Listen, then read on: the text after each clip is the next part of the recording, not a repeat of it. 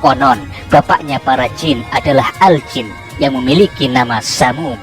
Samum artinya angin panas yang berongga-rongga. Dia adalah api panas yang berkobar-kobar yang tidak memiliki asap. Ada 4 jenis makhluk penghuni bumi sebelum diciptakannya manusia. Yang pertama adalah jin, yaitu Abul Jan dan Banul Jan. Yang kedua adalah bin. Yang ketiga adalah jan. Dan yang keempat adalah Azazil atau yang saat ini dikenal dengan nama iblis. Keempat jenis makhluk itu datang secara berurutan menggantikan yang sebelumnya.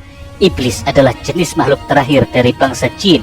Proses penggantian itu oleh karena mereka saling berperang satu dengan yang lainnya. Puncaknya, iblis menjadi raja langit dan bumi, memberangus makhluk sejenis lainnya yang gemar berperang menumpahkan darah.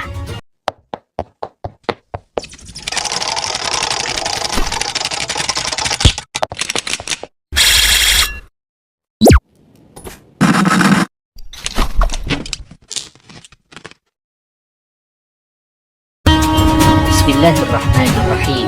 Allahumma salli wa sallim ala Sayyidina Muhammad wa ala ali Sayyidina Muhammad. Dikisahkan ketika Allah hendak menciptakan manusia sebagai khalifah di muka bumi, terlebih dahulu Allah mengumpulkan para malaikat untuk memberikan pengumuman tentang adanya khalifah yang baru di atas muka bumi. Dialog itu tercantum dalam Quran surat Al-Baqarah ayat 30. Wa idh qala rabbuka lil malaikati inni ja'ilun fil ardi khalifah.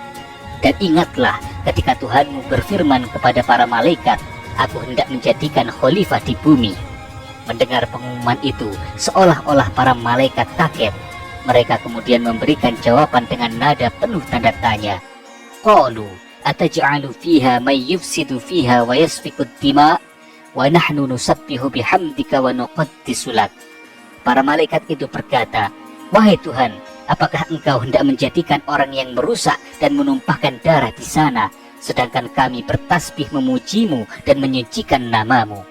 Mendengar pertanyaan itu, Allah menjawab dengan kalimat pendek. Qala inni a'lamu ma la ta'lamun. Allah berfirman, sesungguhnya aku mengetahui apa yang kamu tidak ketahui. Saudara-saudaraku yang dirahmati Allah, jika kita menyelami dan merenungi ayat itu, kita akan menemukan sebuah benang merah bahwa pada zaman dahulu kala, jauh sebelum Nabi Adam diciptakan, sudah pernah ada khalifah yang lebih dahulu diciptakan. Pada ayat itu, malaikat seakan-akan sudah tahu atau bahkan mungkin pernah melihat bahwa para khalifah yang sudah diciptakan sebelum Adam saling berbunuhan, saling berbuat kerusakan di atas muka bumi. Khalifah artinya adalah yang datang setelahnya. Khalifah maksudnya adalah penerus dan pengganti di bumi yang mengatur dan menata apa yang Allah akan ciptakan di bumi ini. Yang dimaksud khalifah yaitu Nabi Adam alaihissalam. Allah menamai Adam dengan istilah khalifah karena Nabi Adam menggantikan kepemimpinan bangsa jin yang sudah datang sebelumnya. Nabi Adam adalah khalifah Allah di bumi yang menegakkan hukum-hukum Allah dan meneruskan atau melaksanakan risalah dari Allah untuk makhluk di muka bumi. Lalu muncul sebuah pertanyaan, siapakah yang dimaksud oleh malaikat sebagai orang yang merusak dan menumpahkan darah sebelum khalifah Adam alaihissalam? Apakah itu makhluk sebangsa manusia yang sejenis dengan Nabi Adam alaihissalam ataukah makhluk yang lainnya? Seorang peneliti manuskrip kuno bernama Mukti Ali mencoba memberikan jawaban mengenai siapa makhluk yang dimaksud sebagai penghuni bumi sebelum bangsa manusia. Catatan itu dimulai dengan mengambil intisari dari Quran surat Al-Hijr ayat 26 dan 27. Walaqad khalaqnal insana min salsalim min hama'im masnun wal janna khalaqnahu min qablu min naris samum. Sesungguhnya kami benar-benar telah menciptakan manusia dari tanah liat kering dari lumpur hitam yang dibentuk. Sebelumnya kami telah menciptakan jin dari api yang sangat panas. Melalui ayat itu, kita sekarang mulai mengetahui bahwa Allah menciptakan manusia dari tanah liat kering yang berasal dari lumpur hitam. Dan sebelum diciptakannya manusia, Allah telah menciptakan jin dari api yang sangat panas. Ibnu Abbas menceritakan bahwa setelah Allah menciptakan langit dan bumi dengan segala sifat yang melekat pada keduanya, kemudian Allah menciptakan dan menancapkan gunung-gunung sebagai pasak penyeimbang bagi bumi, kemudian melepaskan angin dan membiarkannya bertiup dan bergerak-gerak. Kemudian di bumi diciptakan binatang-binatang liar yang beragam. Maka buah-buahan di pohon masak dan mengering, lalu berjatuhan ke atas tanah. Kemudian di bumi mulai ditumbuhi rerumputan yang satu dengan yang lainnya saling bertumpuk dan tumpang tindih. Maka pada saat itulah bumi mulai mengadukan beragam persoalannya kepada Allah. Dengan adanya pengaduan itu, kemudian Allah menciptakan umat yang beraneka ragam dan berlainan jenis yang diberi nama dengan jin. Iya, bangsa jin adalah penghuni bumi sebelum manusia. Kata jin diambil dari bahasa Arab, yaitu jannah, yang artinya tertutup atau tersingkap dari pandangan, kecuali jika Allah berkehendak untuk memperlihatkannya. Ada juga yang berpendapat bahwa jin itu bukan hanya makhluk gaib yang tidak terlihat saja, namun jin adalah istilah yang digunakan untuk menjelaskan segala sesuatu yang belum diketahui manusia pada saat Al-Quran diturunkan. Saudara-saudaraku yang dirahmati Allah, konon bapaknya para jin adalah Al-Jin yang memiliki nama Samum. Samum artinya angin panas yang berongga-rongga. Dia adalah api panas yang berkobar-kobar yang tidak memiliki asap. Ada 4 jenis makhluk penghuni bumi sebelum diciptakannya manusia. Yang pertama adalah jin, yaitu Abul Jan dan Banul Jan. Yang kedua adalah bin. Yang ketiga adalah jan. Dan yang keempat adalah Azazil, atau yang saat ini dikenal dengan nama Iblis. Keempat jenis makhluk itu datang secara berurutan menggantikan yang sebelumnya. Iblis adalah jenis makhluk terakhir dari bangsa jin. Proses penggantian itu oleh karena mereka saling berperang satu dengan yang lainnya. Puncaknya, iblis menjadi raja langit dan bumi, memberangus makhluk sejenis lainnya yang gemar berperang menumpahkan darah. Diriwayatkan dari Ibnu Abbas bahwa Allah menciptakan jin pertama kali dari api yang berkobar, api yang sangat panas. Kemudian Allah berkata kepadanya, "Sebutkan apa permintaanmu." Mendengar itu, Samum kemudian menjawab, "Kami meminta kepadamu agar kami dapat melihat, dan kami meminta kepadamu supaya kami tidak dapat dilihat, dan kami meminta kepadamu supaya binasa di bintang Suro, dan kami tidak ingin mati kecuali tetap dalam kondisi muda." Jadi jin meminta supaya mereka tetap awet muda selamanya. Kemudian Allah mengabulkan permintaan-permintaan jin itu. Para jin itu kemudian hidup di bumi, menjalankan aktivitasnya di atas muka bumi. Mereka juga makan dan minum seperti manusia. Mereka berkembang biak, beranak pinak, menghasilkan keturunan. Mereka mendirikan kerajaan-kerajaan di atas muka bumi. Mereka hidup layaknya manusia sekarang ini. Akan tetapi dengan berjalannya waktu, keturunan jin tersebut mulai tersesat. Mereka sesat, mereka berbuat keonaran, saling bermusuhan, saling membunuh, selalu berperang antara sesama bangsa jin. Ketika diutus Rasul atau utusan untuk menyadarkan mereka, utusan itu pun mereka bunuh. Setelah terbunuhnya utusan dari golongan jin itu, maka Allah mengutus Azazil untuk menaklukkan dan menyadarkan para jin kafir itu di atas muka bumi. Saudara-saudaraku yang dirahmati Allah, makhluk-makhluk dari bangsa jin itulah yang disaksikan oleh para malaikat sebagai pembuat kerusakan di muka bumi. Sehingga ketika Allah berkeinginan untuk menciptakan khalifah baru, maka para malaikat menduga bahwa manusia akan saling menumpahkan darah dan melakukan kerusakan di atas muka bumi sebagaimana para jin. Ketika Allah memberitahukan kepada malaikat bahwa dia akan menciptakan di bumi seorang khalifah, maka para malaikat telah mengetahui sebelumnya bahwa para makhluk itu gemar menimbulkan kerusakan di bumi. Maka para malaikat kemudian mengatakan, "Mengapa engkau hendak menjadikan di bumi orang yang akan membuat kerusakan padanya dan selalu menumpahkan darah?" Sesungguhnya kalimat pernyataan yang diucapkan malaikat itu bukanlah bentuk penentangan kepada Allah, karena malaikat tidak punya nafsu untuk menentang Allah. Kalimat itu adalah kalimat pertanyaan untuk meminta informasi dan meminta pengetahuan tentang hikmah yang terkandung di dalam penciptaan Nabi Adam alaihissalam. Para malaikat itu mengatakan, "Ya Allah, ya Tuhan kami, apa hikmah yang terkandung dalam penciptaan khalifah yang baru ini?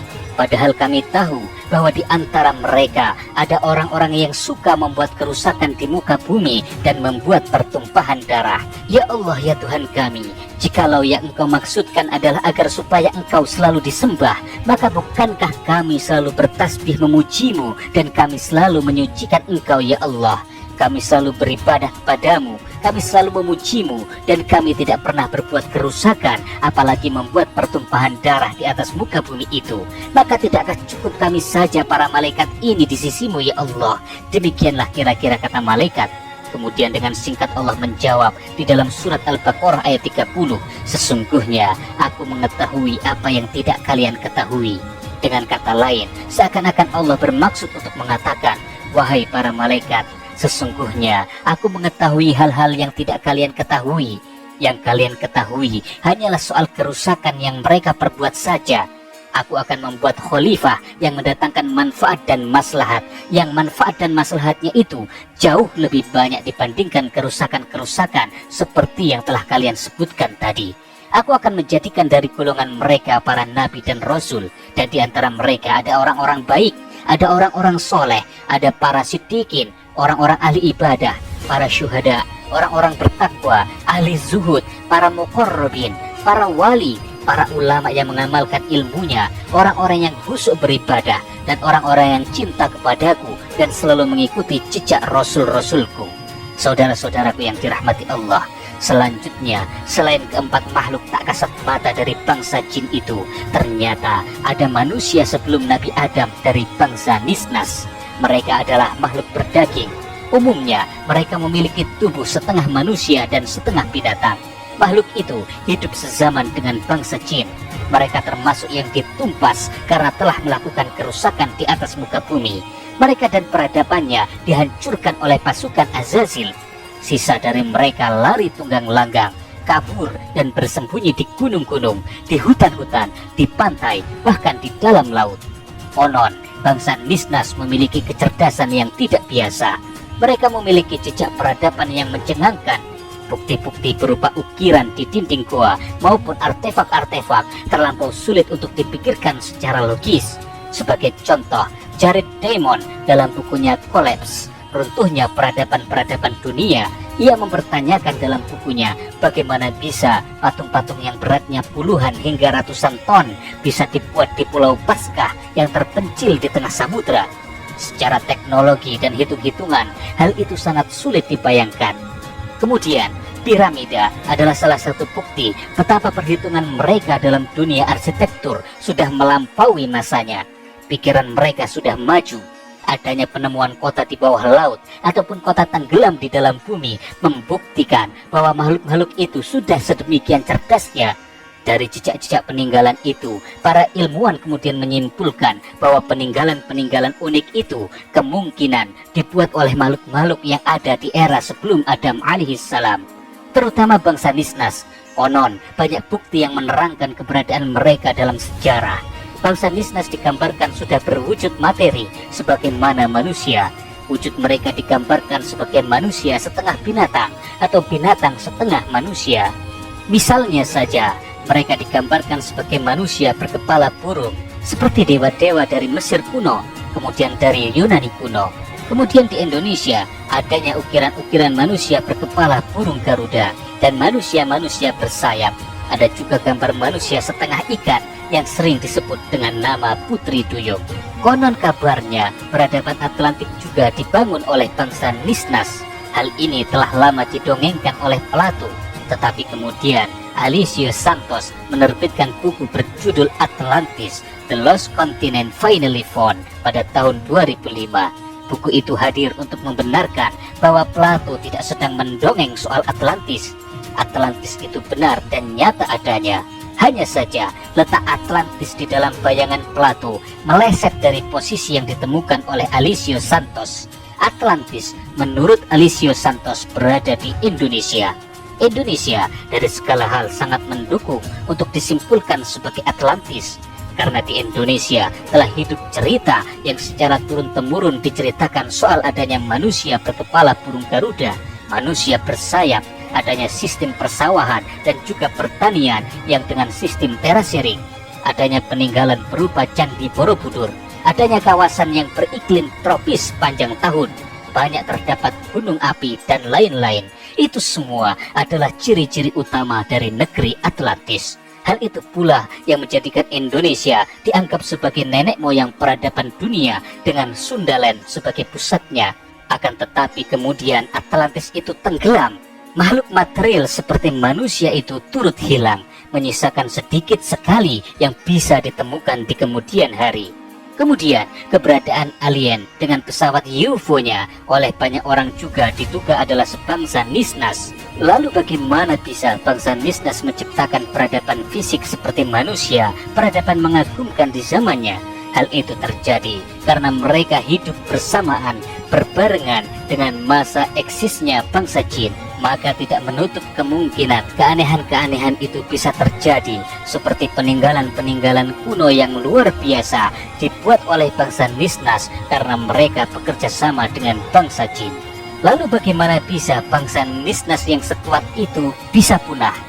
Seiring semakin pesatnya perkembangan bangsa Nisnas, mereka semakin melampaui batas. Mereka telah lepas kendali sebagai khalifah di bumi dan kemudian mulai berbuat kerusakan. Di sini ada dua teori yang mungkin bisa memusnahkan bangsa Nisnas. Yang pertama, karena jatuhnya meteor di 65 juta tahun lalu yang kemudian mengakibatkan kepunahan pada dinosaurus dan makhluk prasejarah yang lainnya. Kita tahu bahwa bangsa Nisnas hidup seumuran dengan dinosaurus, dan debu vulkanik telah menutup bumi berjuta-juta tahun lamanya hingga mengakibatkan perubahan iklim yang sangat ekstrim. Kemudian teori yang kedua adalah mereka punah akibat peperangan. Mungkin keduanya benar. Setelah peperangan berangsur selesai, Allah kemudian melaknat bangsa Nisnas ini dengan menghadirkan meteor yang luar biasa besar, karena mereka akan digantikan dengan khalifah yang baru, yaitu khalifah Nabi Adam alaihissalam. Saudara-saudara yang dirahmati Allah, di dalam kisah-kisah mitologi Yunani kuno atau Mesir kuno seringkali digambarkan adanya ukiran makhluk setengah hewan setengah manusia seperti gambaran bangsa Nisnas. Makhluk itu sedang disembah oleh para manusia yang merupakan anak cucu Adam. Gambar itu sering diukir di dinding peninggalan kuno piramida. Mungkin saja mereka sedang disembah karena kecerdasan mereka pada masa lalu tidak dimiliki manusia pada periode Nabi Adam. Mungkin saja bangsa Nisnas yang tersisa pernah mengajarkan ilmunya kepada anak dan cucu Adam. Namun ilmu mereka ini tidak bisa dipahami oleh manusia, oleh logika manusia keturunan Adam. Sehingga hal itulah yang membuat manusia kuno kemudian menyembah mereka.